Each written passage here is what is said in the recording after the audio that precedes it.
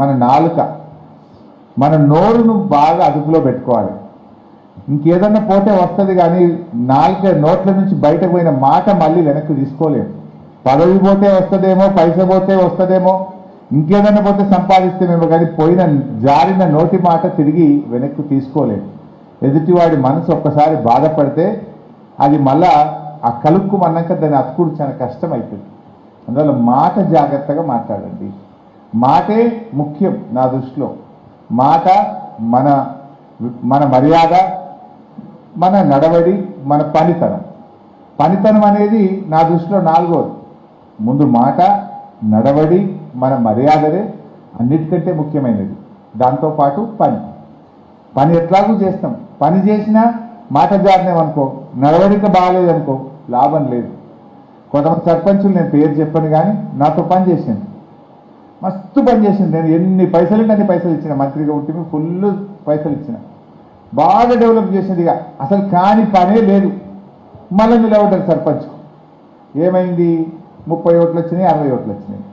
మరి 20 డెవలప్మెంట్ అంతా ఇన్ని రోడ్లు వేస్తేవి, గుళ్ళు కట్టివి, కుల సంఘాలు కట్టివి, మహిళా సంఘం కట్టివి, వాటర్ ట్యాంకులు కట్టివి, బుగ్గలు వేస్తేవి, ఐమాస్క్ లైట్లు పెట్టివి, ఇన్ని చేసిన సర్పంచ్ మళ్ళీ నిలబడితే 50-60 ఓట్లు వచ్చినాయి. ఏమైందంటూ? నీ నడవడిక దెబ్బతింది, నీ మాట ఎక్కడో పోయింది, నీలో ఒక అహంకారం అనే ఒక మార్పు వాళ్ళు చూసిండ్రు. నువ్వు ఎంత డెవలప్మెంట్ చేసినా బండకేసుకొట్టింది. అందువల్ల మాట మర్యాద, నడవడిక అనేది చాలా చాలా ముఖ్యమైనది. ఇందాక రవీందర్ రెడ్డి అన్నాడు, నమస్తే నమస్తే అని, అబ్బా నేనేమైపోయినా అనుకోవద్దు. అది ఒక నెగిటివ్గా చెప్పద్దు కానీ ముళ్ళ కిరీటం లాంటిది.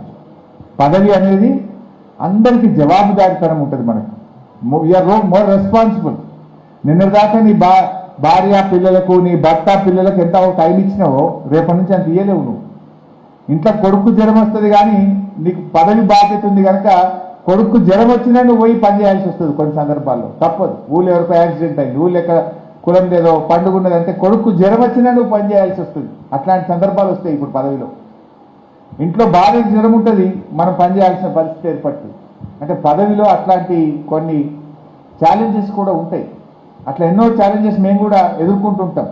ఇంట్లో బిడ్డ బర్త్డే ఉంటుంది కానీ సిద్దిపేటలో నాకు ఏదో పని పడితే పోలేము. కొన్ని సందర్భాల్లో బర్త్డే కూడా పోలేము, మనం ఫంక్షన్ కూడా కొన్ని సందర్భాల్లో పోలేము. It is responsibility. ఎందుకంటే మా ప్రజలు మన మీద అంత బాధ్యత పెట్టింది కనుక కొన్ని త్యాగాలకు కూడా సిద్ధపడాల్సి వస్తుంది. కొన్నిటిని వదులుకోవాలి. మన వ్యక్తిగతమైనటువంటి విషయాలు కానీ, వ్యక్తిగతంగా మన కుటుంబ పరంగా ఉండే బాధ్యతల్ని కూడా అవసరమైతే కొన్ని సందర్భాల్లో మిస్ అవుతుంటాం.